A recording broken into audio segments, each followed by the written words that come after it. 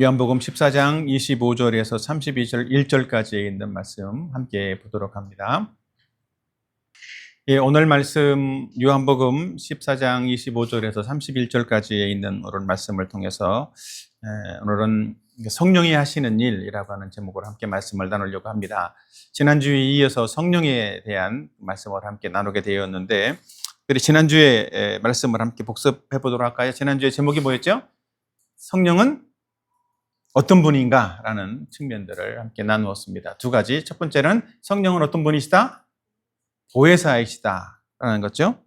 그리고 우리 마음속에 들어와 계시고 우리를 도와주시는, 우리와 함께 하시는 분이시다 라는 사실들을 나누었습니다. 그래서 우리가 예수님을 영접한다라고 하는 것은 성령이 우리 안에 들어오시는 것이고, 그래서 우리는 그 예수님을 영접함으로써 성령의 세례를 받는 것이 된다, 이렇게 말씀을 나누었습니다. 또 두 번째로는 뭐였죠? 성령은 진리의 영이시다. 우리를 진리 가운데로 인도하신다. 진리의 말씀으로 인도하시기도 하고 예수님께로 우리를 인도하신다라는 거죠. 그래서 우리는 예수님의 말씀, 진리의 말씀을 따라서 순종하는 사람이 되고 하나님의 어떤 그 통치를 받는 사람이 되도록 해주신다라는 겁니다. 그래서 우리가 하나님 말씀의 통치를 받고 말씀에 순종하는 삶을 살아갈수록 우리는 어떻게 된다? 성령이 충만한 그런 삶을 살게 된다. 이렇게 그 말씀을 함께 나누었습니다. 그래서 지난주에는 특별히 성령 세례와 성령의 충만함에 대해서 조금 구분된 어떤 내용들을, 성령에 대해서 함께 말씀을 나누었죠. 오늘은 그러면 성령이 구체적으로 우리 가운데 오셔서 하시는 일이 무엇인가? 오늘 또 본문을 통해서 뭐 여러 가지가 있겠지만 오늘 본문을 통해서 말씀하고 있는 두 가지 사실을 함께 또 오늘은 나누려고 합니다. 특별히 일반적으로 사람들은 자기가 믿고 의지하던 사람이 자기 곁을 떠나가게 되기도 하면 상당히 불안함을 느끼기도 하죠. 특별히 어린아이일수록 그런 마음들을 느끼게 될 수 있겠죠. 갑자기 뭐 부모님이 갑작스러운 사고로 뭐 돌아가신다든지 이렇게 되면 더 앞으로 내 인생을 어떻게 살까라고 하는 그런 마음 때문에 더 불안함을 느끼게 되기도 할 것인데, 특별히 예수님의 제자들도 예수님이 떠나가신다라는 말씀을 계속 이제 하시면서 그런 불안함이 예수님의 제자들에게도 있었을 거예요. 근데 특별히 예수님은 그런 불안해하는 제자들을 향해서 내가 가는 것으로 끝나지 않고 내가 너희에게 다시 보혜사를 보낼 것이다 라고 말씀을 하고 있다라는 거죠. 그래서 예수님께서 보내시는 성령, 특별히 성령은 예수님의 영이시기 때문에 예수님이 성령으로, 육체로 계셨던 예수님이 이제 성령으로 제자들에게 다시 오실 것이다 라는 사실들을 말씀하고 있다는 것에 우리는 좀 주목했으면 좋겠습니다. 그래서 예수님의 성령이 우리에게 오셨고 지금도 성령이 우리와 함께 하시는 분이시기 때문에 우리는 이 사실들을 믿고 늘 신앙생활을 하면서 성령이 지금도 우리와 함께하고 있고 우리의 삶 속에, 우리의 마음 속에 함께하고 있다는 사실들을 확신하면서 살아갈 수 있는 그런 삶이 되었으면 좋겠습니다.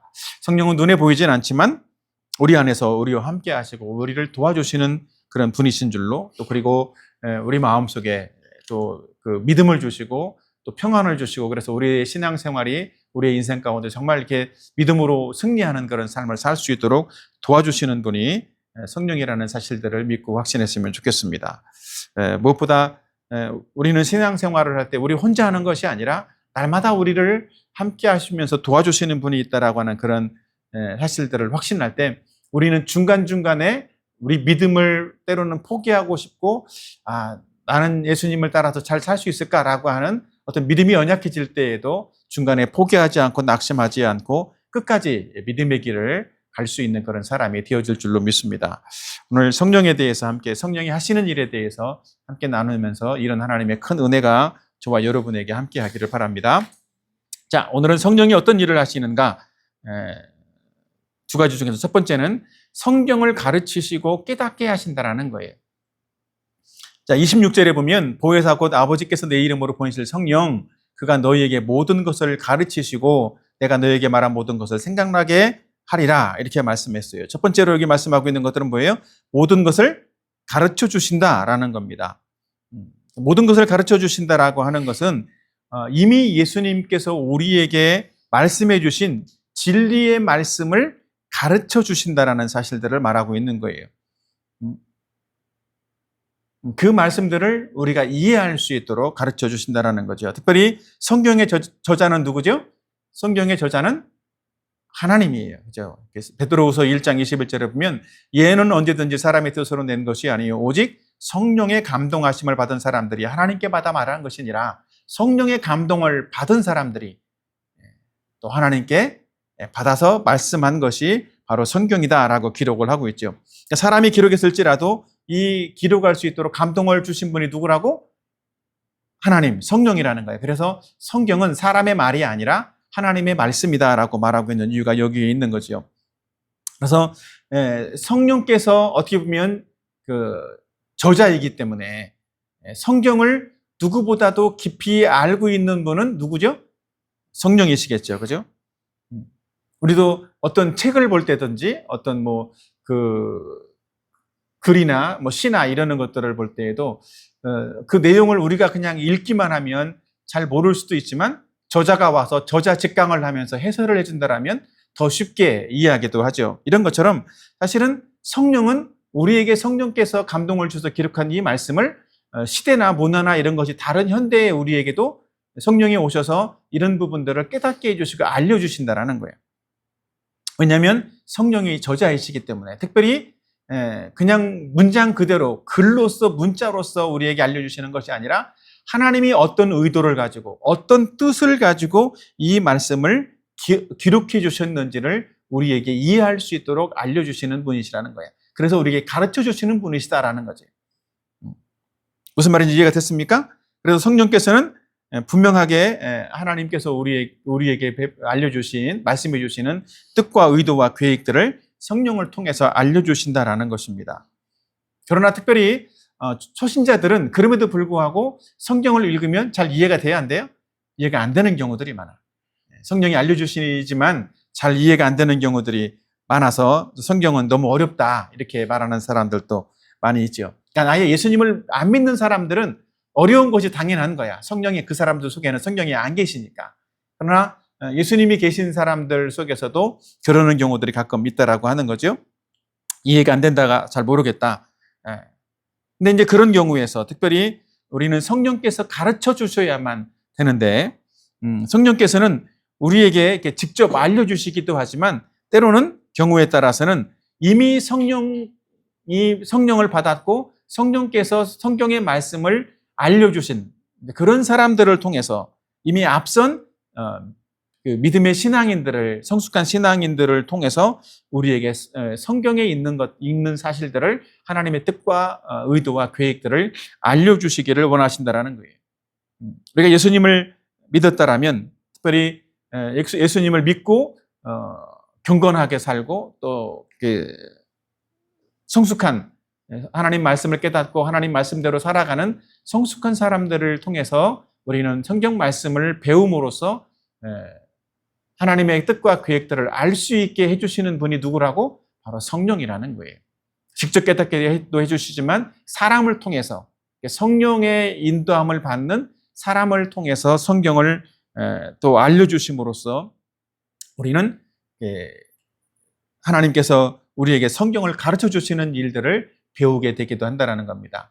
그 일을 하시는 분들이 누구예요? 교회에 있는 목사님이라든지 선교사님이라든지 또 전도자나 또 성숙한 앞선 그 신앙의 선배들을 통해서 성경을 배우게 되는 거예요. 그래서 우리가 제자 훈련을 한다라고 하는 것은 그런 측면에서 나보다 앞서 있는 사람들에게 또 그 사람들에게 말씀해 주시고 알려주신 그 사람들이 먼저 알고 있는 어떤 성경의 진리의 사실들을 배우는 거예요. 그래서 가르침을 받는 거지. 또 그 일들도 그 과정에서도 누가 개입을 하신다고? 성령이 개입을 하셔서 나에게 필요한 것들을 알려주시고 깨닫게 해주신다는 것입니다.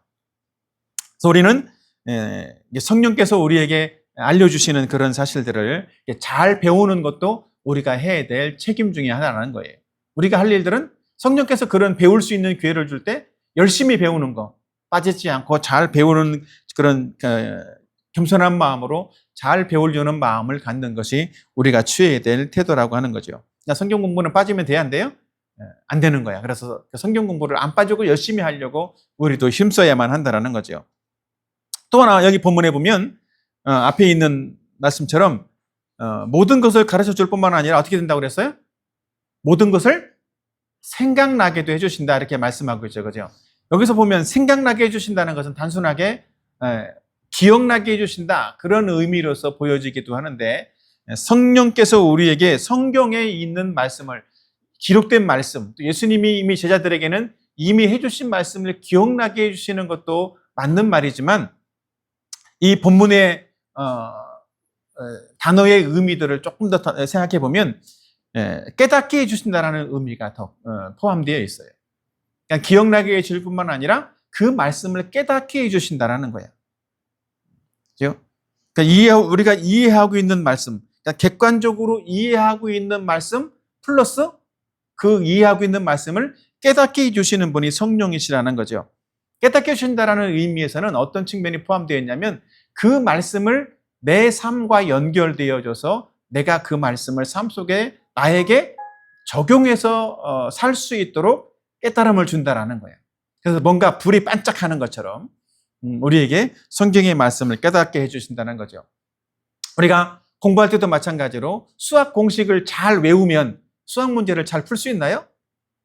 단지 외운다라고만 해서 문제를 잘 풀 수 있는 게 아니야. 그 외우는 것을 문제에 적용시켜야만 그 문제를 풀 수 있게 되어진다라는 거죠. 마찬가지로 우리가 성경을 객관적으로 지식적으로 알고 있다라고 해서 성경을 깨닫는 것이 아니라, 그것을 내 삶 속에 나와 연관지어서 내가 그것을 살 수 있도록 살려고 묵상할 때에만 깨달아진다라고 하는 거죠. 우리는 이 성령께서 우리에게 말씀을 깨닫게 해주실 때 우리의 삶에 성경의 말씀을 실질적으로 순종해 살아갈 수 있게 되기도 하고, 우리는 예수님을 닮은 사람으로 성장해 갈 수 있게 되는 것입니다. 특별히 그래서 성령은 우리에게 성경의 지식을 많게 해주시는 그런 분이 아니라, 성경의 지식을 늘려주시는 분이 아니라 성경의 말씀을 깨달아서 그 말씀대로 살 수 있게 해주시는 분이라는 거예요. 우리는 그 사실들을 기억을 해야 되는 것입니다. 그래서 우리는 성령께서 우리들에게 말씀을 깨닫게 해주실 때 우리는 성경 중심, 그 예수님 중심으로 삶을 살아갈 수 있는 그런 삶이 되어야만 하는 거예요. 왜냐하면 성경의 중심은 누구야? 성경의 중심은 예수님이라고. 그래서 우리는 성령께서는 우리에게 성경을 깨닫게 해주심으로써 예수님 중심의 그런 삶을 살아갈 수 있도록 만들어 주신다라는 거죠. 그래서 우리는 날마다 성경을 읽기 전에, 또 뭐 설교를 듣기 전에도 마찬가지, 주일날 교회에 와서 맨 먼저 뭘 하라고 그랬어? 교회 맨 먼저 오면 기도하라고 그랬잖아요. 그죠? 예배를 위해서, 자기 자신을 위해서도 기도해야 된다고.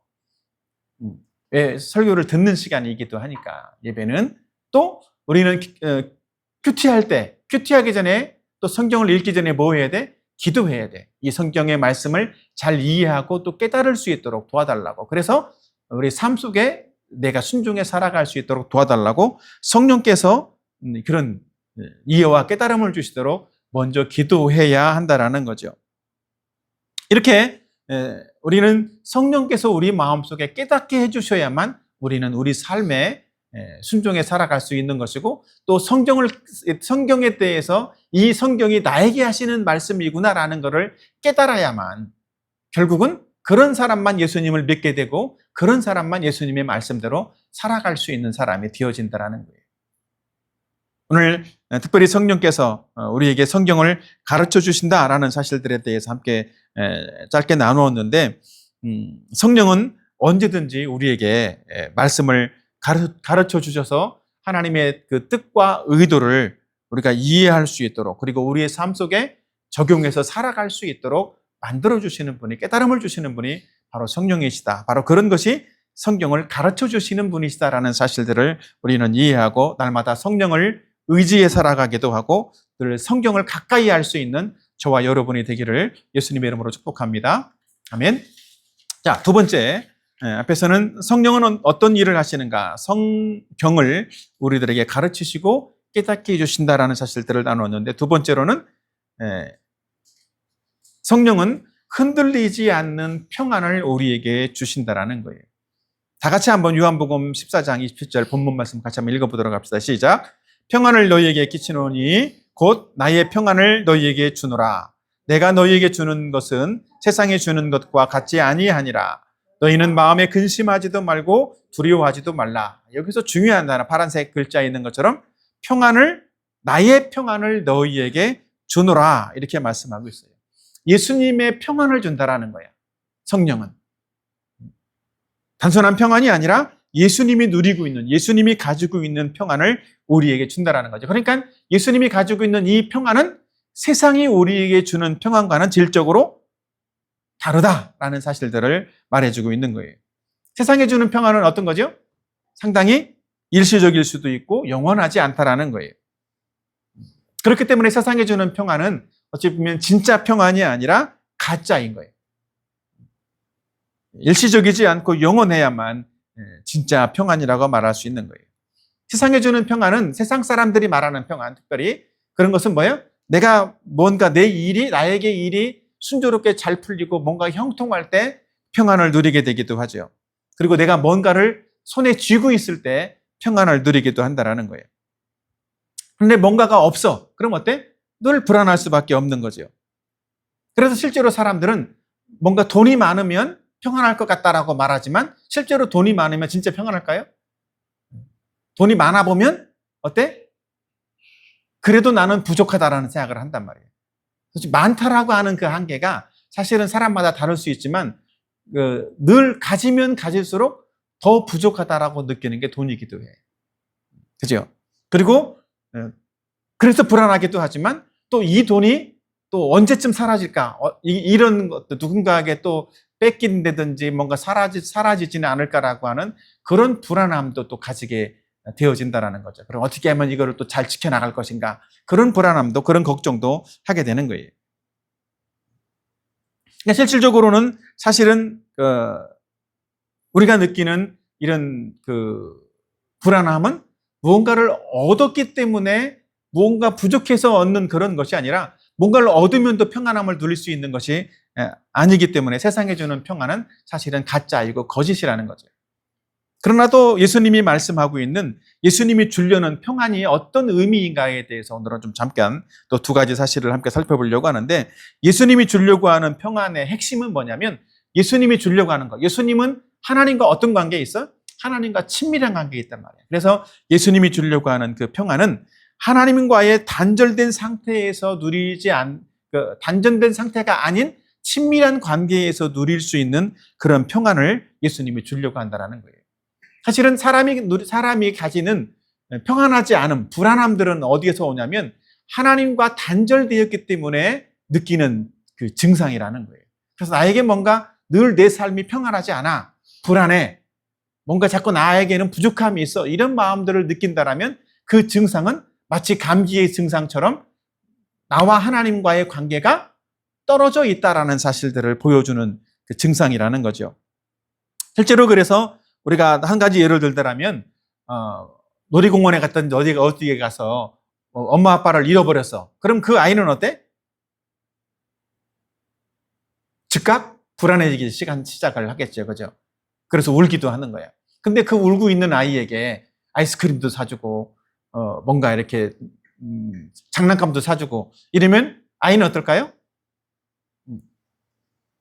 그 마음속에 깊은 평안함이 생길까요?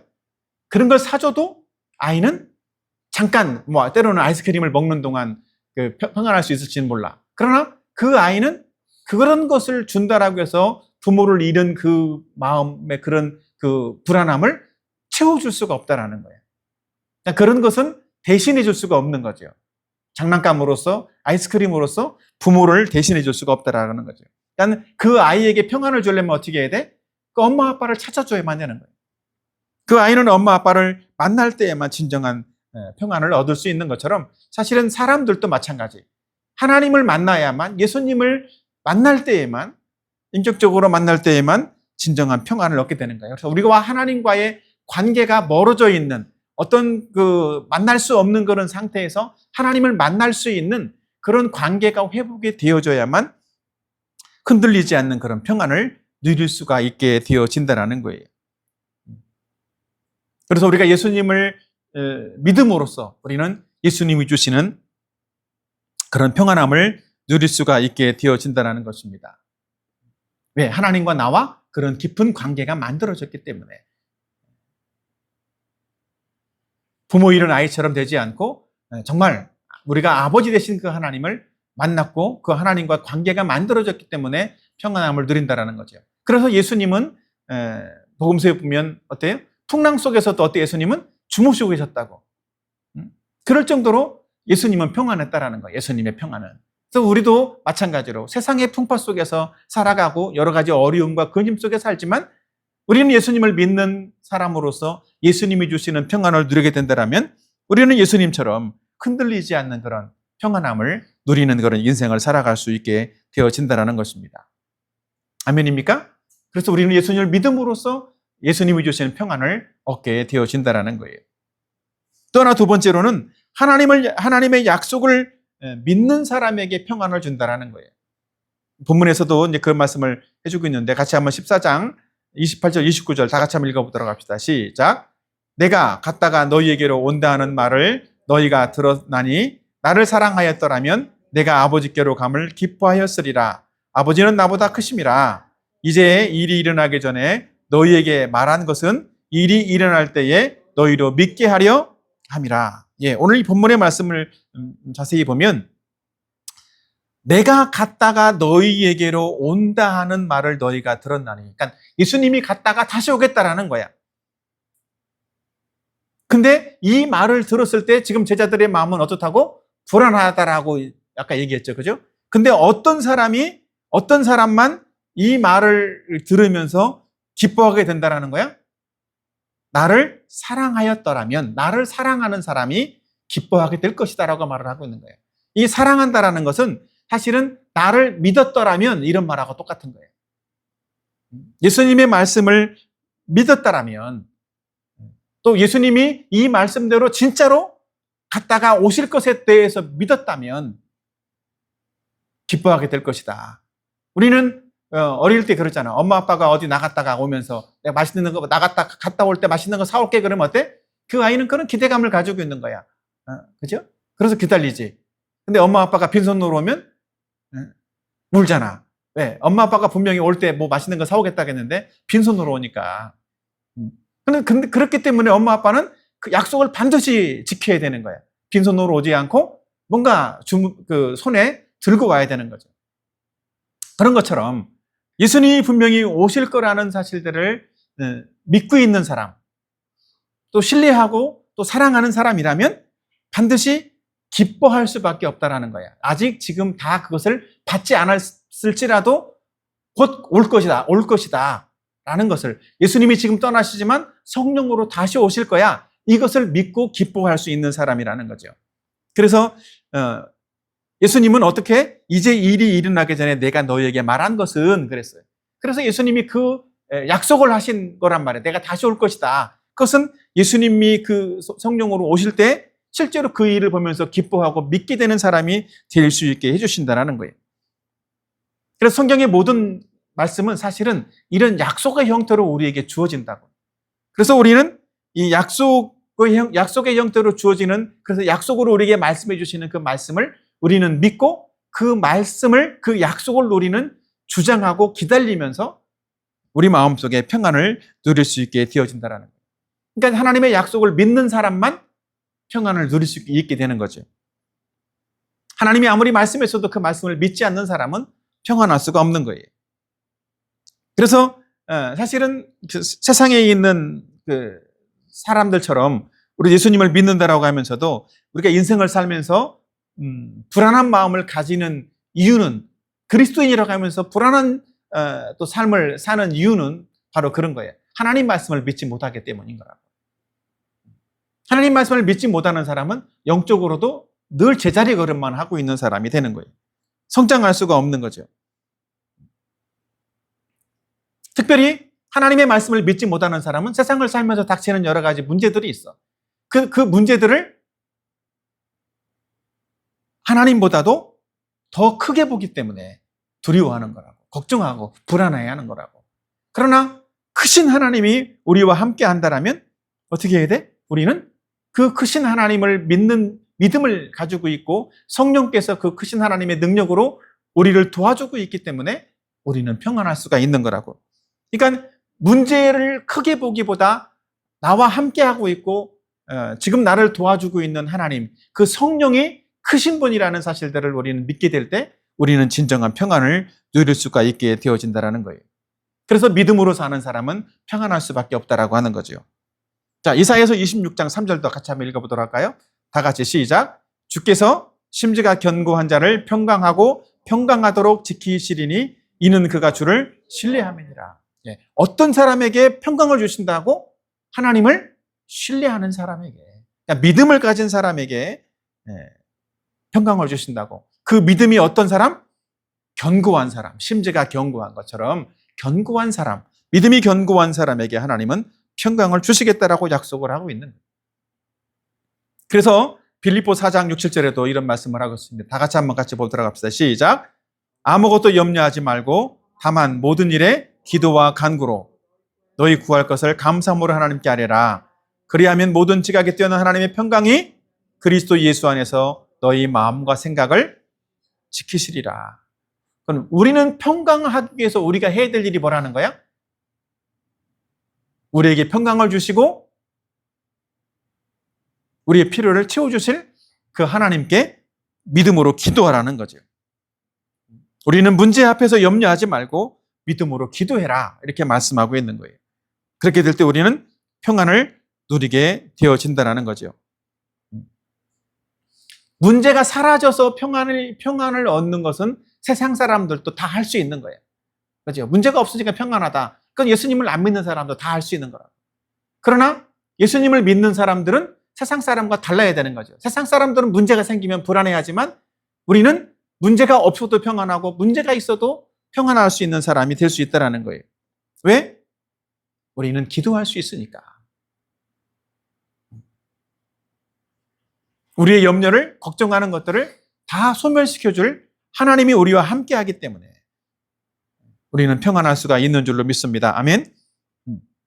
그래서 우리는 정말 예수 그리스도의 평강이 우리 마음과 생각을 다스리고 지배해서 정말 우리의 생각과 마음 속에서 정말 진정한 예수님의 평안을 누릴 수 있는 그런 사람들이 되었으면 좋겠습니다. 또 우리는 하나님이 나와 함께한다는 사실들을 믿는 사람이 되면 좋겠어요. 아멘. 그리고 그 예수님이, 그 성령이 우리와 함께하면서 약속하신 대로, 말씀하신 대로 우리의 삶 속에서 이루어 주실 것을 우리는 믿는 그런 사람들이 되었으면 좋겠습니다. 그럴 때 우리는 진정한 무엇을? 평안을 누리게 되어진다는 거죠. 그래서 우리는 하나님의 말씀을 늘 믿음으로써 하나님의 말씀대로 순종해 살아갈 수 있는 그런 사람들이 되었으면 좋겠습니다. 우리의 삶 속에서 우리는 날마다 하나님이 주신 말씀을 기억하는 사람이 되면 좋겠고, 늘 하나님 주시는 말씀 속에서 그 말씀대로 이루어질 것에 대한 확신을 가지고 살아갈 수 있는 그런 사람들이 되었으면 좋겠습니다. 한 가지 실례를 들고 말씀을 마치려고 하는데, 어떤 한 아이가 비행기를 타고 가는 중에 난기류를 만나서 비행기가 심하게 흔들리고 비행기가 갑자기 밑으로 뚝 떨어지고 그런 일들이 일어나서 비행기 안에 있는 많은 사람들이 불안해하고 있었어요. 소리를 지르기도 하고. 근데 한 아이만 평안하게 있었다라는 거예요. 그래서 옆에 있는 사람이 물어봤다라는 거예요. 얘야, 너는 무섭지 않니? 했더니 아이가 뭐라고 그랬게요? 이 비행기를 조종하고 있는 사람이 우리 아빠예요. 이렇게 말했다라는 거예요. 이제 그 아이는 아빠가 조종하고 있는 비행기를 타고 있으면서 우리 아빠가 나를 안전하게 데려다 줄 것을 믿고 있었다라는 거죠. 바로 그런 것처럼 사실은 우리가 평안을 누릴 수 있는 것은 환경의 문제가 아니라 바로 내 인생의 조종사, 기장이 바로 하나님이라는 사실들을, 예수님이라는 사실들을 믿는 사람만 진정한 평안을 누릴 수 있는 사람이 되어진다는 것이지요. 성령께서 우리에게 예수님의 평안을 주실 줄로 믿습니다. 아멘. 그런 믿음을 가지고 우리의 신앙생활하고 그런 믿음을 가지고 우리의 인생을 살아가는 저와 여러분이 되었으면 좋겠어요. 그래서 요즘 뉴스에도 많이 나오잖아요. 청년들 이렇게 취업률이 계속 안 좋다 이런 얘기도 많이 하기도 하고, 집을 사는 것도 거의 불가능하다 이런 얘기도 많이 하지만, 하나님께서 우리와 함께 하시고 우리를 도와주시고 또 약속대로 우리를 인도해 주시고 이끌어 주신다라면 우리는 하나님 주시는 진정한 평안을 누릴 수가 있다라고 하는 것입니다. 그래서 우리는 마음속에 우리 인생에 대한 삶에 대한 어떤 걱정이 찾아올 때 환경을 바꾸려고 하지 말고 무엇을 하면 좋을까요? 성령을 의지하고 하나님의 약속하신 것들을 주장하면서 기도할 수 있는 저와 여러분이 되었으면 좋겠습니다. 하나님은 우리에게 믿음으로 사는 사람들을 결코 버려두지 않고 우리와 함께 하시고 우리를 도와주실 분이신 줄로 믿습니다. 오늘 성령에 대해서 두 가지 함께 나누었는데 특별히 성령이 하시는 일, 성령은 우리 성경을 가르쳐 주시고 또 깨닫게 해주신다. 또 성령은 흔들리지 않는 평안을 주신다라고 말씀을 했는데 특별히 이렇게 예수님이 주시는 또 성령이 주시는 이런 평안함을 우리는 누리면 좋겠고 그 평안함을 누리기 위해서 어디로 가야 돼? 우리는 성경을 배우고 깨닫고 그 말씀을 주장할 수 있는 곳으로 갈 수 있다라면 우리는 우리의 인생의 어떤 풍파 속에서도 진정한 평안을 누릴 수가 있게 될 줄로 믿습니다. 저와 여러분 모두가 이런 성령이 주시는 진정한 평안을 받아 누릴 수 있는 그런 저와 여러분의 삶이 되기를 예수님의 이름으로 축복합니다. 아멘.